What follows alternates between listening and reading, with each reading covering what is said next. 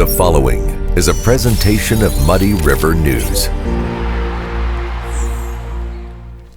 So, right into the program here today.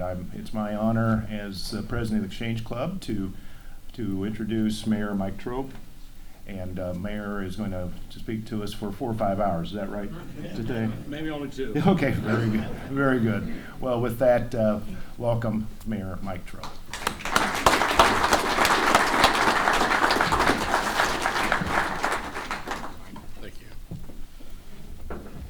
Thank you, Doug, and thank you, Exchange Club members. Good afternoon. Oh, what a year. Today I want to take a brief look back, review current issues, and outline some challenges ahead. Our theme is Quincy is investing in our growth. Last year when I was here, there was no mention of cyber. I was not able to say anything about Target. Recycling was an ill-defined but imminent challenge, and rising inflation had not impacted everything with water and sewer.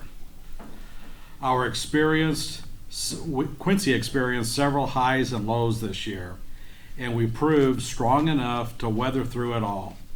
We continued on the strength established the year before. Our businesses remained open. Families enjoyed various events in our community, and we welcomed several new families to our community. Quincy's economy remained strong throughout the year. Our fiscal year runs May 1st through April 30th. We experienced a cyber event on May 7th. As with any unplanned event, the city experienced disruption. Although this event mainly affected the city's office technology, our core services, including police, fire, water treatment, wastewater plant, Quincy Regional Airport, central services for garbage, concrete, streets, and other services, all continued providing services to our community, all uninterrupted. We have several people from the city here today, and I'd like to recognize members of the City Council. We got Jack Hoslog from Ward 7 back there. And then I think Patty Maples, Ward 6, is up here. Stand up so they see you, Patty. You're surrounded by people. And I don't know if there's any other. Those are the only two that I saw here today, right? Okay. I'd like to point out the other elected office holders. Laura Oakman, the city clerk. Hi, Laura. And then Dr. Linda Moore, our city treasurer. Stand up, Linda. And then an exchange member, I believe, right? And then I don't know, Maggie Hoyt from Quincy Township Supervisor, if she made it today, or Lisa Gasco, Quincy Township Assessor. Can I get I know we have several department heads present too. Can I have the department heads stand up? I don't know, I'll name everybody. This is a strong group that works for the city, and I'm really thrilled that they are working as hard and diligently as they are. We got Jeff Mays, who's the Director of Administrative Services. Sherry Ray is our Controller. You got Chief Adam Yates in charge of police. Corey Dean, there is our IT manager. Jeffrey Conte. Jeffrey Wave, I know because you've been in the news so much, I want to make sure they know the right person to grab. There, we got Marty Stegeman back there for transportation, Kevin McLean, who else? Lonnie Dunn, Chief Legal, and then Kathleen Haslam from the library. Did I get everybody? Oh, Chuck Bell, he's hiding behind the chief. So, okay, that's called protection, right, Chuck? So, yeah, Chuck Belveheimer, who's our director of the planning and development, and also has, seen some of the inspection department. Please join me in thanking the city council members, the elected office holders, and the department heads. It's been an extra challenging year. Quincy continued with many community events and activities, and in fact, we were able to add a few new ones. The result of these activities is really exciting. Visitors spent $112 million, which is up $18.6 million from the year before. Lodging received $19 million. That's up $4.3 million more than the prior year. Our food and beverage received $27.7 million. That's up $3.2 million from the previous year. 3 new groups that were attracted to Quincy this last year were Hoops Midwest youth basketball tournaments. That was mainly in May and June, which reported some 2,700 people attending and 500 hotel rooms. Second, we have the ACS Illinois Billiards Championship, which was held April 10th through 17th. They had over 700 participants and 689 hotel rooms. They're actually going to be back in Quincy next week. And then the third was the Riverfest, which was held in August. They had a reported 3,600 attendees, which was that was an outside event during the hottest week of our year last year. We continue to attract visitors here for various events and continue to work to bring more events to our community. Our hotel operators have been suggesting that we establish a sports facility to hold even more sports tournaments and for youth and others. This discussed the facility should be one that allows for basketball, soccer, volleyball, baseball, and others to continue our tourism growth. The activity level related to the Little People's Golf Tournament and Sheridan Swim Team's Firecracker Swim Meet, the increased numbers of the softball and baseball tournaments are all strong examples of the impact that these types of sporting events have in our community. We will be working with our hotel operators, Oakley Lindsay Center, staff, visitors, and tourism to study these opportunities and viability of this type of facility. Additionally, we need to attract more business activity throughout the year and mainly during the standard work week. Achieving these goals will increase our tourism dollars even more. Our available hotel rooms dropped to 784 rooms. Unless we reverse this trend of fewer available hotel rooms, we will begin to see revenues from tourism and visitor spending decrease.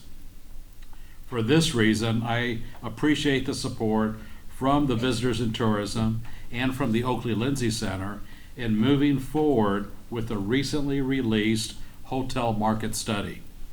This study confirmed the need to add some 85 to 100 more upscale hotel rooms in Quincy. It remains my belief that our short-term goal should be to return to our previous 1,000 hotel rooms available in Quincy, and the longer term to grow our hotel rooms to 1,200 plus in this market. This required continued marketing and advertising of events, attracting new events to be hosted here in order to continue building the demands for more activities and visitors to our community. Let's talk about major accomplishments this year. First, I got to talk GMX Development. They purchased the former Kmart property at 36th and Broadway and is making major investment renovating that property for the new Target store. This new store will be approximately 104,000 square feet and will open for customers in 2023. Second, Quincy Regional Airport has made significant progress on our runway improvements. Phases 1 and 2 have been completed. This next construction season will see continued work on phase 3.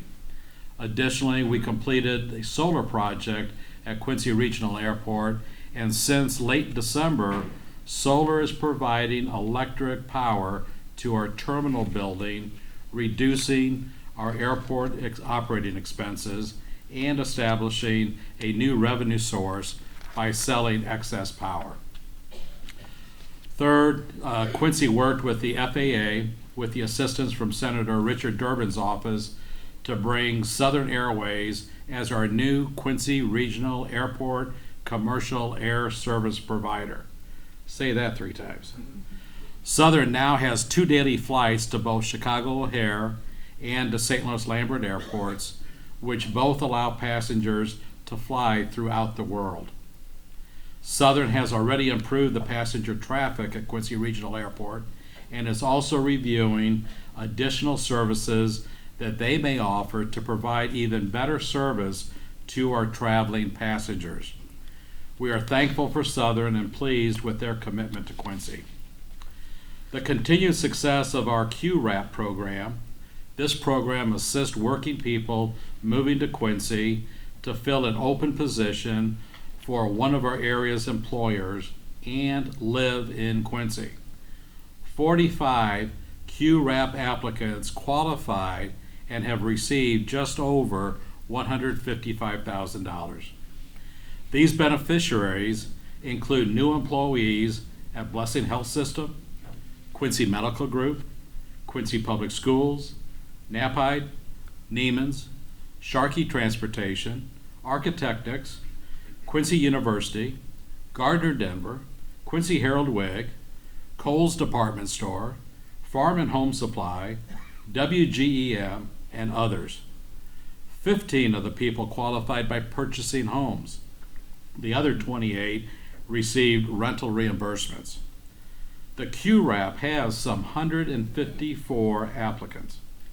We thank our partners at Greta for working with these businesses and their new employees to qualify each for this program. Fifth accomplishment, Quincy welcomed 48 new businesses opening operation this year. That is 30 more new businesses than the 18 which opened the previous year. Quincy is growing.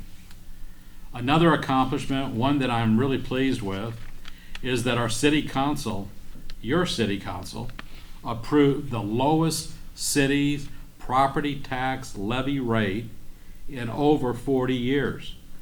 This is significant, and it is only the 3rd time in the last 40 years that the city council has reduced this tax rate. This is an exciting accomplishment and a direct benefit for our Quincy property taxpayers, both residential and commercial property taxpayers. 7th, our municipal barge dock serviced the highest number of barges in over 11 years. May actually be a new record, moving over 388,000 tons of product. That is up over 48% from the previous year. This facility is being upgraded to be able to increase the number of barges and tonnage serviced at this facility. In summary, the City of Quincy is doing well. Reserves are strong and in line with established requirements. Staffing is stable, although our headcount was 296 at the beginning of the fiscal year. We are now at 300. Due to retirements and resignations, we did recruit and hire over 30 new employees this year. Throughout the fiscal year, the city continued working on infrastructure projects. We have replaced 5.7 miles of streets, over 8,390 feet of water lines, 3,220 feet of sewer replacements, and multiple curbs and sidewalks. Our investment in these infrastructure projects total $13,127,894. This is the largest amount invested in a single year street investment by the city. This is up from the previous record achieved just last year. We are also investing in the municipal dock. Quincy's industries continue to be healthy, from agriculture, healthcare, manufacturing, transportation and logistics, technology, services, and hospitality. We continue to benefit from strong employers, providing customers a diverse product and service offerings.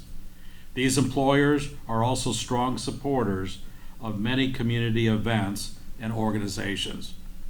Quincy businesses continue to make a positive difference here in Quincy, throughout the tri-state region, throughout our country, and to many international markets. Please join me in thanking County Market, specifically the 48th and Broadway location, for allowing us to test drop off recycling with our glass recycling container program. Although we are moving this container to be part of the new 3 recycling drop-off sites in Quincy, the knowledge gained from our experience at 48th and Broadway was extremely valuable. Thank you. As you visit our local businesses, large and small, there's one common issue that each has. Yes, all these businesses continue to search for new employees to fill the needs of their organization. We have learned this year that a stumbling block related to recruiting people to fill these positions is a lack of housing. We recognize that based on the number of housing units that are available for sale has dropped from an average of 160 homes monthly pre-COVID to currently approximately 40 houses available monthly.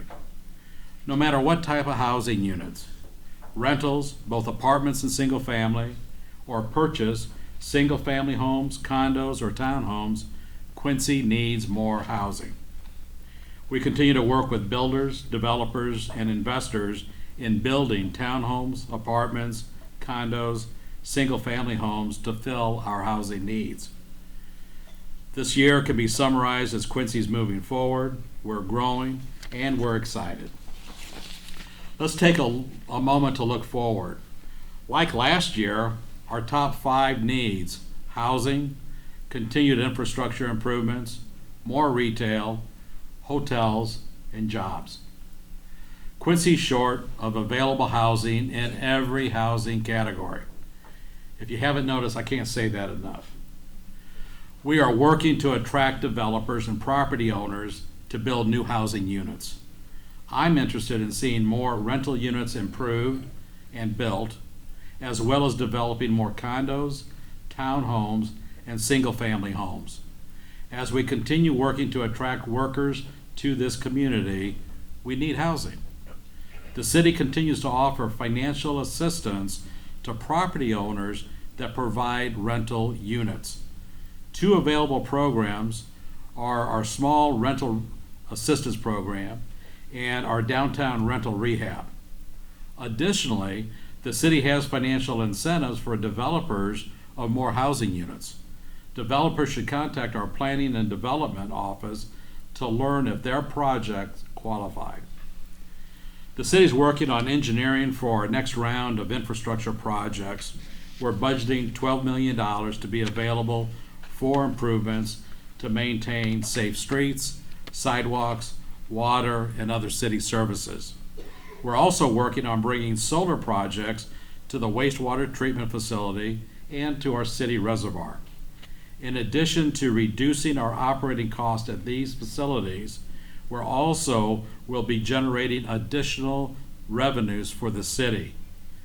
These will be non-tax-based revenues, which I'm really looking forward to.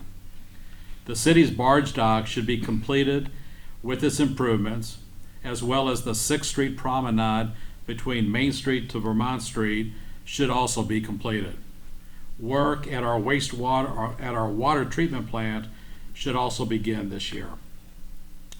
I've been in conversations with other developers and property owners on a variety of retail opportunities and additional hotels to be developed here.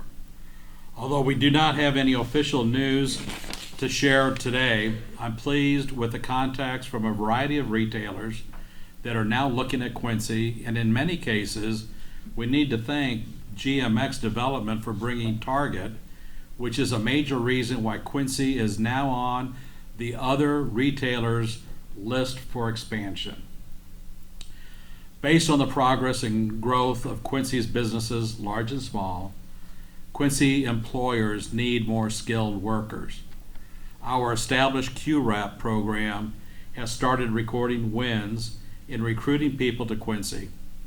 These new neighbors, co-workers, and friends are adding skills to our businesses, which will lead to even more economic growth here in Quincy. Our residents, both those whose families have been in Quincy for generations and the families now moving to Quincy, need housing. We need safe, affordable housing. We need more fair market rental units. We need more condos, and a community our size should also have townhomes and other housing types as available throughout the U.S. As we attract more development within the city, including more retailers, housing, industry, and hotels, the EAV of our community will increase. This increase will benefit all current taxpayers, since the ongoing tax burden will be spread among a larger group of taxpayers. Growth is good. Quincy is structured for growth. We continue to manage our city's resources conservatively. We continue to invest in things that will grow this community. We are making generational investments in our people and in our infrastructure. As I conclude my remarks here, I want to thank our business community, healthcare, educators, retailers, hospitality providers, manufacturing, transportation and logistics groups, builders, developers, and other service providers for their commitment to Quincy. You are critical to our region's short-term and long-term success. Thank you. Quincy is a great place to live, work, enjoy life. Quincy is growing for you, your family, your career, your enjoyment. Thank you.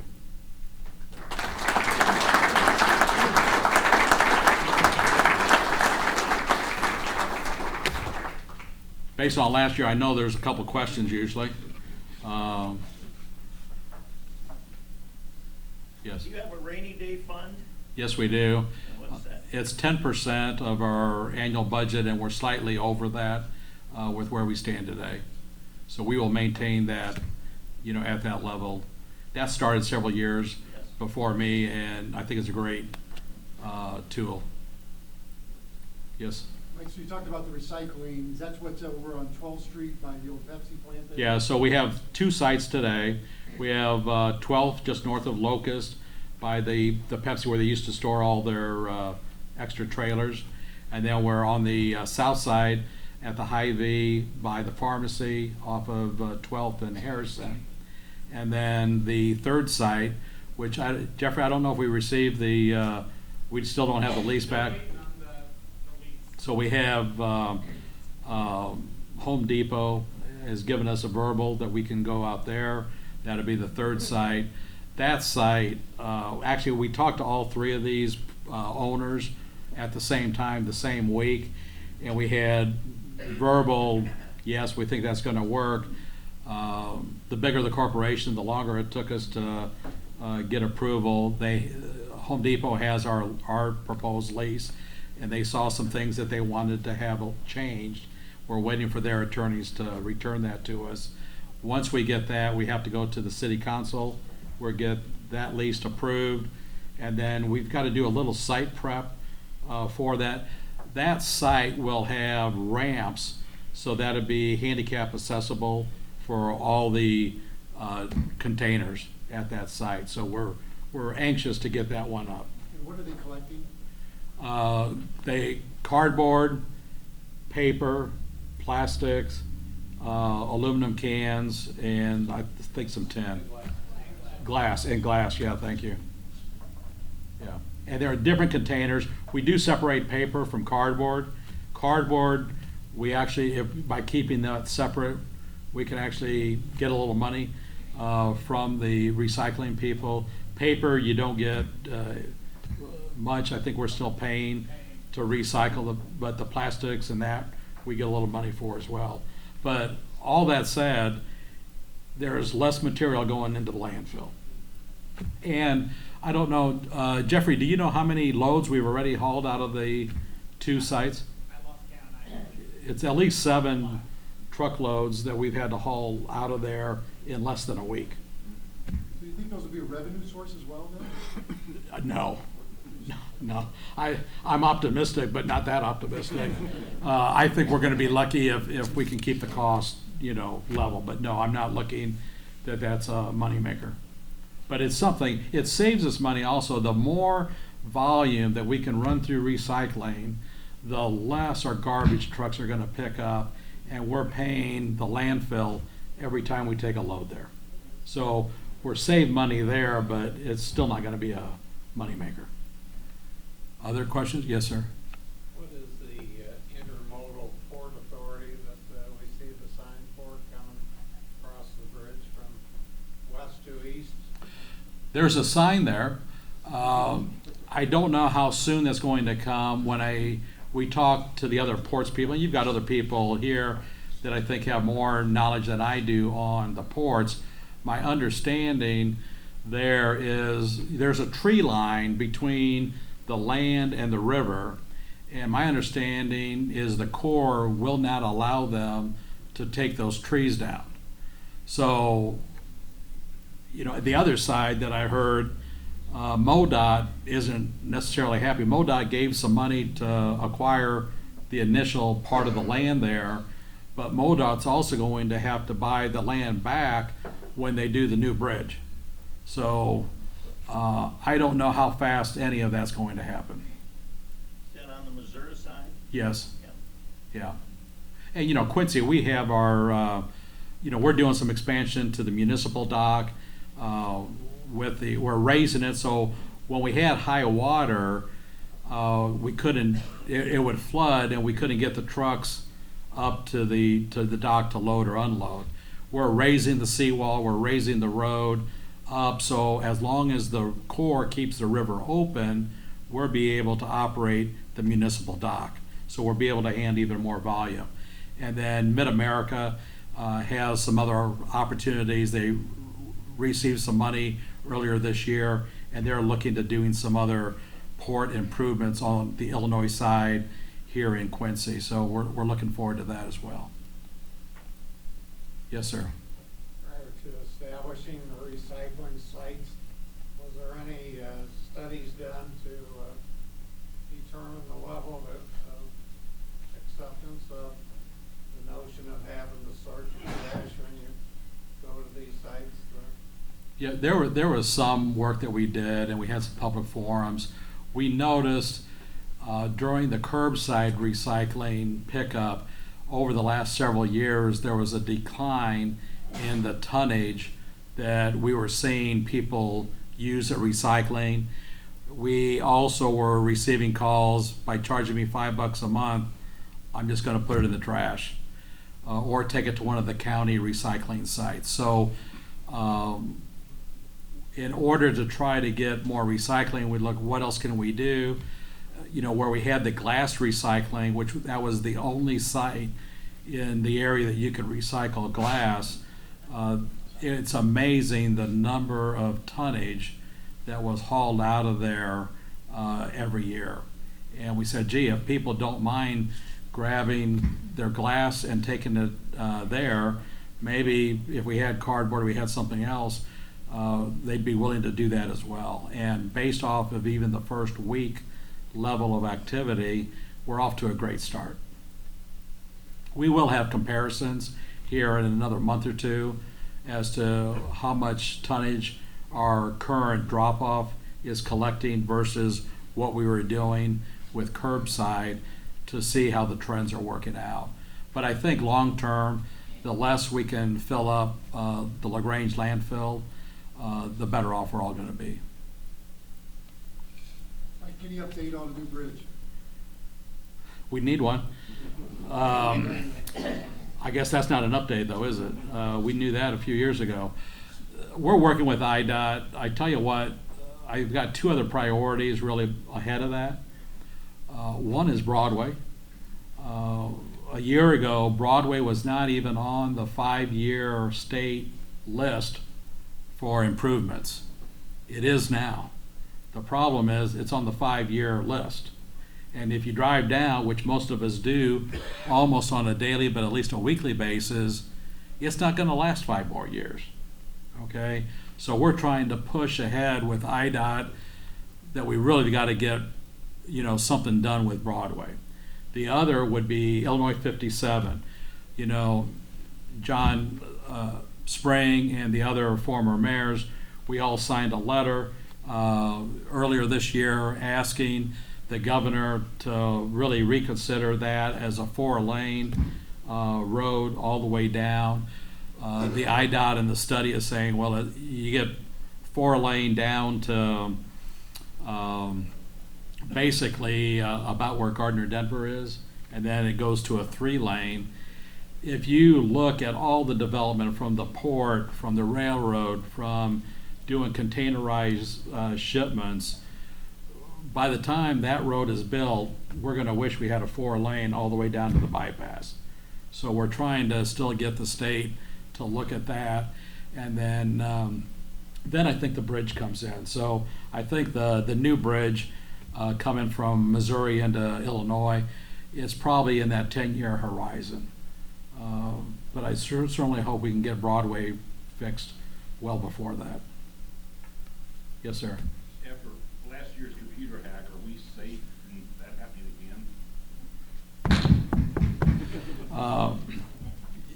We have absolutely improved all of our systems, our controls, the servers, the protection, the hurdles. So we are as safe as I believe any other organization is in town. We've modified things so the hurdles to get in to do any damage are much more complicated and taller, higher than they were before. So the overall systems are improved. We've had an overall update to all the office systems that the staff is using in every department. It's been an interesting year, because of it. But yes, I think are we fail-proof? No, I don't want to give that impression, but we are significantly better protected. And we have other groups from the state and the federal government coming in, or will be coming in the next year to do a spot check on us, just to make sure that we are as protected as reasonably well that we can be. We've learned a lot in that area this year, I'll assure you of that. Other questions? Yeah, I had a couple beforehand. People are saying, we've got some increased crime activity in town. What do you think about it, what you're doing? Well, first of all, we're in very good hands with Chief Yates, and he's got his 2 deputies here with him today as well. Law enforcement and public safety remains a top priority for this community. The homicide investigation, I get stopped, from people saying, well, isn't it so-and-so, just arrest them. Look, this is not a sprint, it's a marathon. Let law enforcement do their job, because I can assure you, unlike the TV shows that they can get everything done in an hour, it takes time to get the facts, to get them evaluated, to put them in the right time and sequence. And we have to work not only with our department, but other law enforcement agencies. They are diligently working on that. I've got the confidence in them. I believe other people here have confidence that they're doing an awesome job. Let them do their work. And we're going to get it, because once that happens and someone's arrested, there's going to be more attorneys than are people in this room looking at that, taking shots at it, looking inward, outward, backwards, forwards, upside down to see what can they say was wrong. So it's critical that the department takes the time to thoroughly, study this and get it right. Some of the shootings that we've had, if we have a disagreement, we may have words between one another. Some of these people, when they have a disagreement, they pull out a gun. The lucky thing is, they're not good shots, okay? Now, does it scare the rest of us around? Yeah. You know, it's not comforting. But I think the group, the two that were arrested this last week may have been involved with the shooting incident that happened the week or two before. So we get that. I think the other thing is coming up Monday night. Any of you that are interested in talking to your alderman, and not just to pick on the two that were brave to come here today, but talk to any of your aldermen, is that license plate reader. You know, that's coming up to be discussed on the Monday night agenda. And I'm not sure that that will cut our crime rate or bring our crime rate down to zero. But we do know from other communities that when the more sophisticated criminal knows that the community has license plate readers, they seem to stay away from those communities for doing more, you know, random thefts, etc. So again, I'm not looking that that's a program that can eliminate crime, but I think it can help speed the capture of suspects as part of that process. So if you feel that way, even if you don't feel that way, this would be a good time to contact your alderman to voice your ideas. Yes, sir. Have you heard anything on the river, the bay reclamation? It's years out still. You know, Senator Durbin is committed to that. He likes the environmental issues, and we're talking to his staff more and more. I can't say that, you know, I'm the first mayor that they contact in their district by any means, but there's an open door. I got to know Pat Suiters, his chief of staff, very well. It helps the Pats from Quincy, and you know he still has family living here. But we're doing more and more. If we need help, I have no problem asking for them. But the Bay is, excuse me, of significance to the senator. But I think, Chuck, you may know, is it like 5 years from now? Yeah, they're still doing their environmental studies. Okay. We'll be having, I believe there'll be a public meeting coming up this summer with the Quincy Bay Area Restoration Yeah. Group, as well as the Army Corps of Engineers and planning group that's tied to that. Yeah, so, you know, a lot of us that grew up on the river, we'd rather see that bay used by boats, not for walking, like it is now. So it's going to be a major project once it starts. But it is, unfortunately, I think that may even be further ahead than the bridge or some of the other road projects that we have here in the area. Yes? Mike, did the health insurance debacle get all straightened out? Almost. Yeah, we, Does that mean no? no, it is, but there's still, My dad would say almost. yeah, no, sorry. Yes, it is. I also found out we weren't the only ones that were having troubles, but when bills were paid by the group coalition that was paying the bills, when they were received by the medical provider, they weren't automatically making the register back to say this patient bill was paid. Some of the times it waited 60 days, okay, which even they agreed was unacceptable.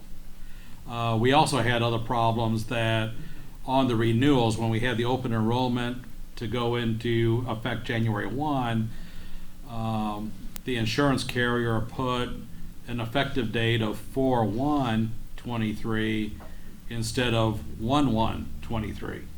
Well, that makes a world of difference when you go to see a medical physician in January. So, you know, I think some of our employees were wondering who's lying to us.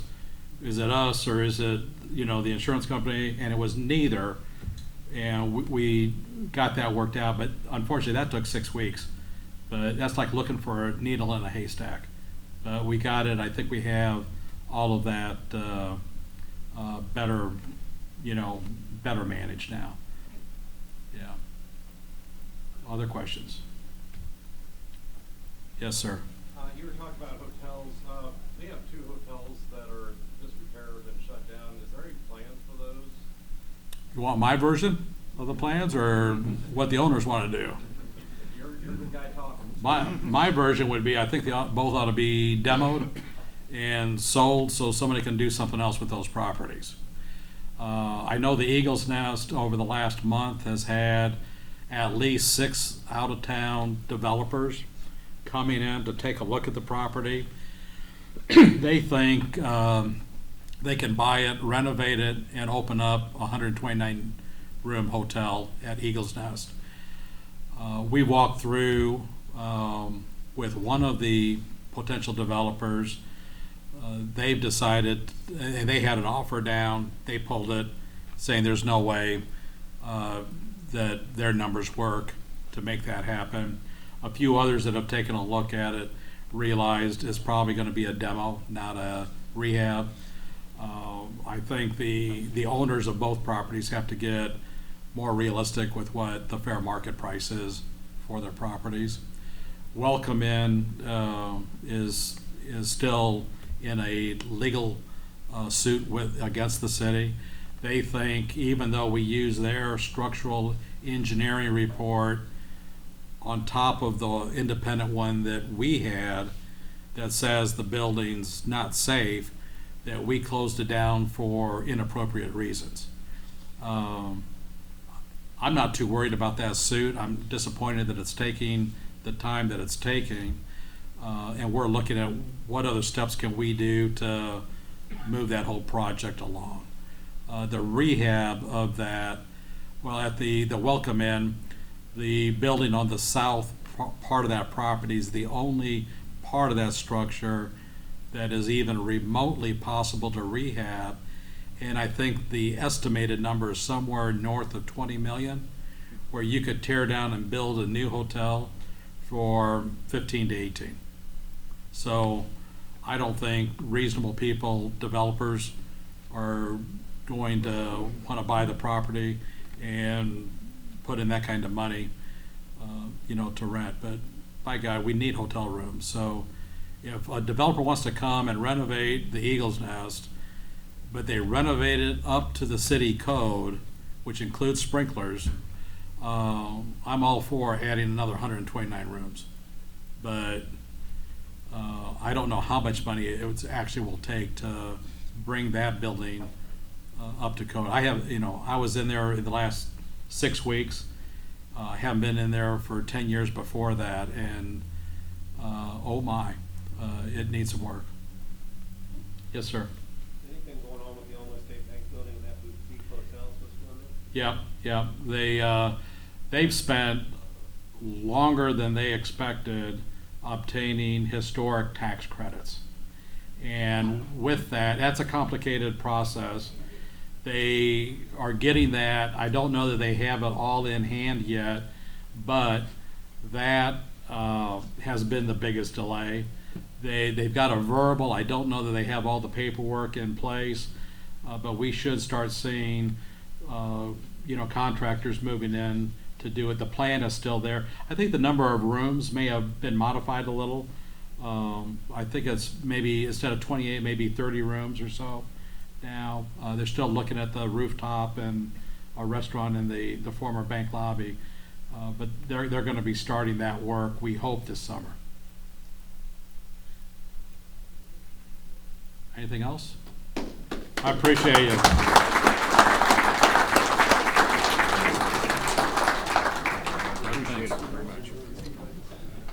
Thank you for allowing us to host you again. It's been a long tradition, and we look forward to doing it again next year, Mayor. Thank you very much. We're adjourned. Muddy River News. Our home, our news.